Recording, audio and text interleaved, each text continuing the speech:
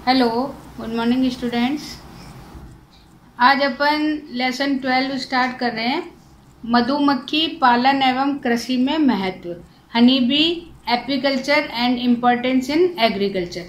अब यहाँ पे देखो, सबसे पहले थोड़ा सा इंट्रोडक्शन मधुमक्खी सबने देखी हुई है और यहाँ पे मैं आपको डायग्राम भी दे रही हूँ, फोटोज की दिखा रही हूँ। सबसे पहले जो ये मधुमक्खी है, ये एक सामाजिक प्राणी है, सोशल एनिमल।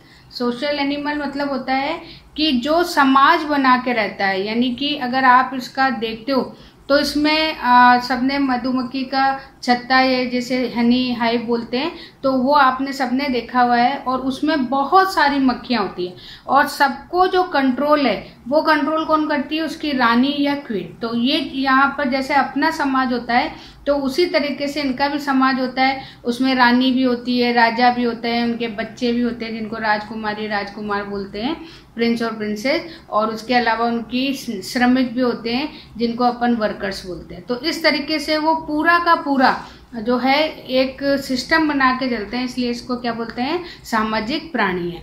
अब यहाँ पे देखो कि ये मान लीजिए कि एक छत्ते में एक रानी होती है और लगभग 100 के साथ जो है मेल होते हैं और बाकी सारे क्या होते हैं? फीमेल्स होते हैं, वो सॉरी वर्कर्स होते हैं।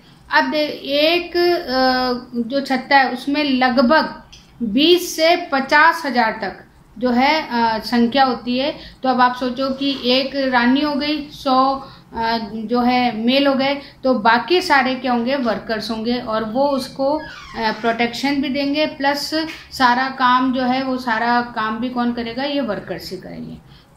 अब देखो अपने जो इंडिया है, इंडिया में जो है यहाँ पर आपके बुक में 5 वेराइटीज दे रखी हैं और उनके सबके मैं एक एक फोटो भी आपको दिखाती जा रही हूँ। सबसे पहले सारंग मधुमक्खी, जिसका जो साइंटिफिक नेम है वो क्या है? एपिस डॉर्सेटा। ये सबसे, ये मान लीजिए सबसे बड़े आकार की होती है। फिर उसके बाद में भंवर मधुमक्खी, एपिस इंडिका, इनको अधिकतर जो है यूज किया जाता है एपीकल्चर में। फिर उसके बाद में छोटी मधुमक्खी, एपिस फ्लोरिया। फिर उसके बाद में डंपर मधुमक्खी, एपिस मेलिपोना। और फिर है यूरोपियन मधुमक्खी, एपिस मेलिफेरा। तो ये आपके इसमें 5 वैरायटीज दे रखी हैं इस तरीके से। अब उसके बाद में जो ये सारंग होती है, एपिडोर्सेटा है, ये देशांतर स्वभाव की होती है, यानी माइग्रेटरी होती है। तो एक जगह मिलती है, कभी फिर दूसरी जगह चले जाती है। तो हम इसको इजीली जो है एपीकल्चर में या मधुमक्खी पालन में काम में नहीं लेते। फिर उसके बाद में छोटी और जो डंपर है, वो दोनों जो है इनसे हनी कम मिलता है, इसलिए अपन इसको एपीकल्चर में यूज नहीं करते। उसके बाद में जो भंवर या यूरोपियन यानी इंडिका है और हमारे पास में मेलिफेरा है, ये दोनों जो हैं इनको हम जो आर्टिफिशियल, आजकल आप लोगों ने देखोगे अगर भरतपुर साइड में जाओगे तो वहाँ पर आपको बहुत ज़्यादा मधुमक्खी पालन मिलेगा।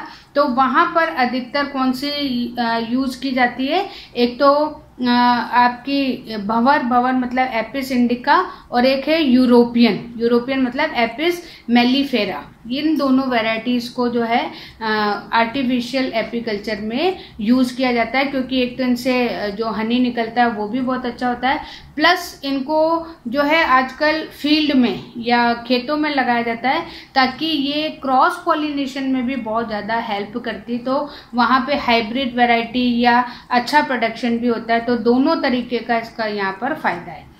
अब देखो अपन थोड़ी सी इसकी स्टडी करते हैं। इसका जो लेबर डिवीजन, कार्य विभाजन है, उस कार्य विभाजन के आधार पे जो है हनी बी को 3 वैरायटी में डाला हुआ है, 3 वैरायटी में क्लासिफाइड किया हुआ है।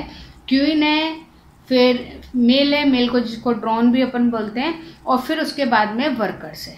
तो सबसे पहले देखो, सबसे बड़ी जो है रानी या क्वीन। अब इसके बहुत सारे कैरेक्टर हैं। सबसे पहली बात तो क्या है कि ये सबसे बड़ी होती है। अगर अपन साइज में देखें तो सबसे बड़ा साइज किसका होता है? रानी का।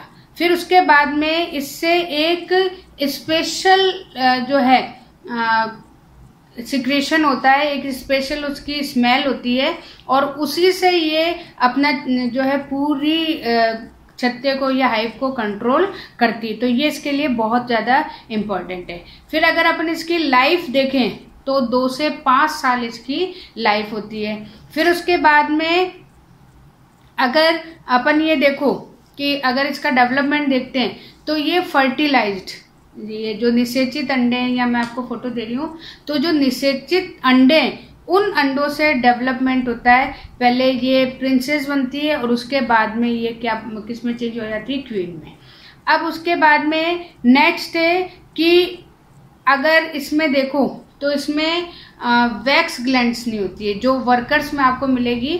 और अगर आपको पता हो तो मधुमक्खी शहद के साथ साथ, हनी के साथ साथ में वैक्स का प्रोडक्शन भी करती है, मोम का प्रोडक्शन भी करती हैं, लेकिन रानी में वैक्स ग्लैंड्स नहीं होती है।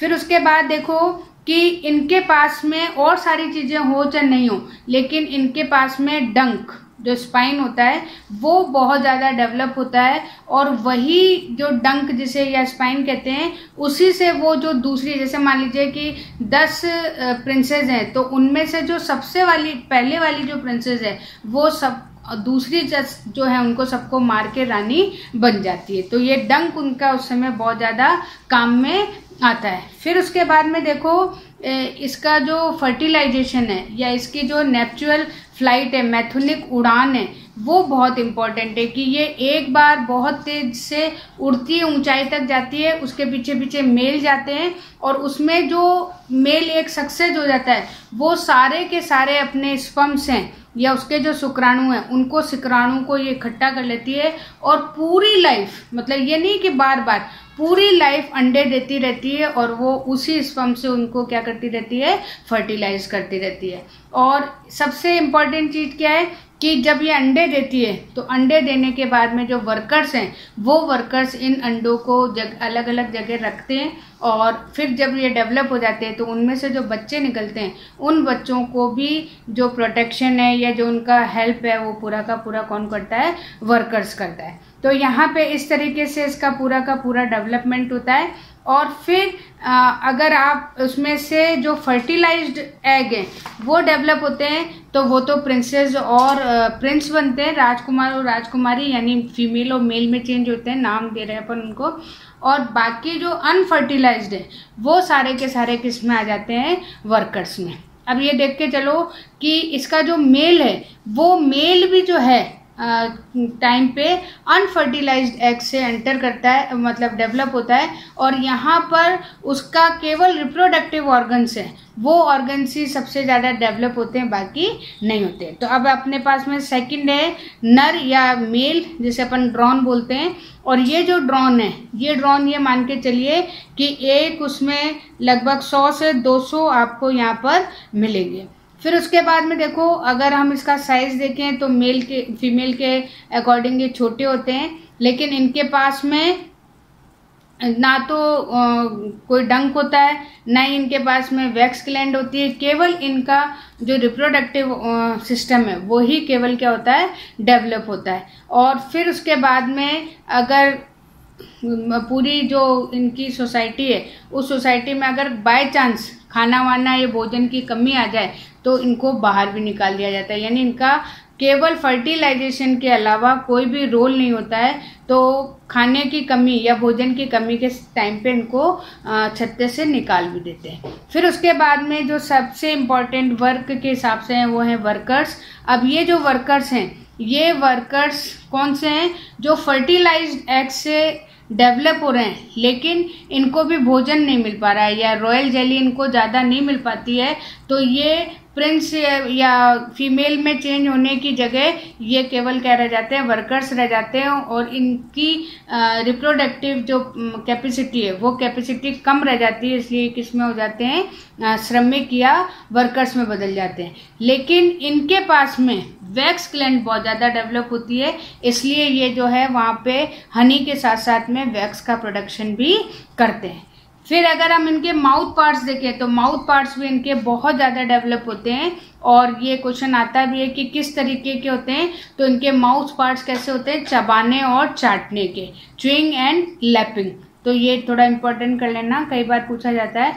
फिर अगर हम इनकी पैर वगैरह देखें, लेग्स देखें, तो वो बिल्कुल ब्रश की तरह होती हैं। वो ब्रश इसलिए होती है ताकि ये जब फ्लावर पे जाएं तो उनके जो नेक्टर ग्लैंड्स हैं या जो परागकण है वो इनके यहाँ पर आसानी से चिपक जाएं, और फिर चिपकने के बाद में इनके पास में एक बैग लाइक स्ट्रक्चर होती है जिसे पोलन बैग या पराग थैली कहते हैं, जिसमें ये उनको इकट्ठा कर लेते हैं। तो ये इस तरीके से काम करते हैं। अब यहाँ पे देखो आप कि इनका जो काम होता है वो काम भी बहुत सिस्टम से होता है। जितने वर्कर्स हैं वो वर्कर्स 2 ग्रुप में जो है डिवाइड हो जाते हैं। एक ग्रुप तो क्या करता है, खाने को ढूंढता है, भोजन को ढूंढता है, और दूसरा उसको लाने का काम करता है। तो जब एक इनका ग्रुप फूड की सर्च में जाता है तो ये क्या करता है, अगर उसको फूड मिल जाता है तो अपने पैरों में चिपका के ले आता है, और लाने के बाद में ये एक डायरेक्शन में मूव करता है और थोड़ा सा डांस करता है, ठीक है, घूमता है, डांस करता है, तो गोल गोल घूमती है। तो इस जो डांस है उस डांस को अपन क्या बोलते हैं, वेगल डांस, यानी कि वेगल डांस ये करते हैं। और डांस करने के बाद में लोगों मतलब जो दूसरे वर्कर्स होते हैं उन्हें पता लग जाता है कि हाँ भाई खाना मिल गया है, तो फिर ये उसके पीछे पीछे जाते हैं और ये उनको बताते हैं, तो वहाँ से ये नेक्टर या पोलन ग्रेन्स को लेकर आते हैं। तो एक बहुत सिस्टम से यहाँ पे काम होता है जिससे कि ये सारी चीज़ों को लाते हैं। अब उसके बाद में जब नेक्टर ले आते हैं तो नेक्टर लाने के बाद में ये जो इनका हाइव होता है या छत्ता होता है, उसमें आपने देखे हुए होंगे छोटे छोटे से ब्लॉक्स बने हुए होते हैं, तो उन ब्लॉक के अंदर उनको डाल देते हैं। और फिर डालने के बाद में ये अपने जो विंग्स होते हैं इनके, इन विंग्स से उनको क्या करते हैं, सुखाते हैं, और सुखाने के बाद में ये थोड़ा कैसा हो जाता है, थिक हो जाता है। तो इस तरीके से ये जो है हनी का फॉर्मेशन करते हैं। अब यहाँ पे देखो जो हनी है, अपने को खुद को पता है कि कुछ जो है पहले, अभी वैसे भी अगर जैसे मान लीजिए पेड़ वेड़ पे लग जाता है छत्ता, तो अपन क्या वैसे ही कर लेते हैं कि धुआं वुआं करा और वहाँ से मक्खियों को हटा दिया और फिर उसके बाद में उसकी हनी वहाँ से निकाल ली। तो जो हनी है वो हनी उसमें सबसे ऊपर होता है और उसके नीचे होता है वैक्स। तो उस छत्ते से चाकू से काट के उसको बाहर निकाल लिया जाता है और उसको निचोड़ के हनी हमें मिल जाता है। तो ये तो हमारा थोड़ा सा नेचुरल सिस्टम है, लेकिन आजकल आर्टिफिशियली भी जो है ऐसी मक्खियाँ पाली जा रही हैं जो काटती नहीं हैं, तो उन्हें खेतों में लगाया जाता है और लगाने के बाद में ऐसे ब्लॉक्स तैयार किए जाते हैं जैसे नेचुरल ब्लॉक्स की तरह, और फिर वहाँ पर उसको प्रोडक्शन किया जाता है हनी और वैक्स का।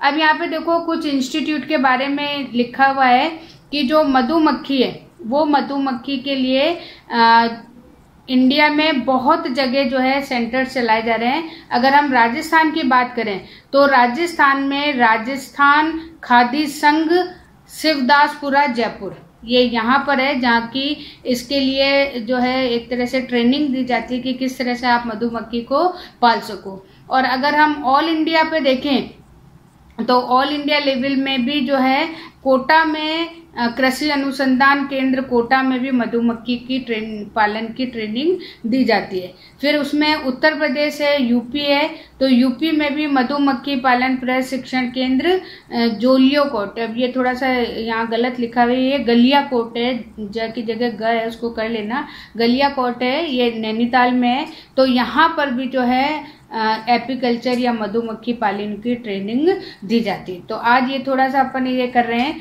फिर कल थोड़ा सा कि किस तरह से एपीकल्चर वगैरह किया जाता है तो ये अपन कल करेंगे। तो ये आज आपका खत्म हो गया। Okay, thank you.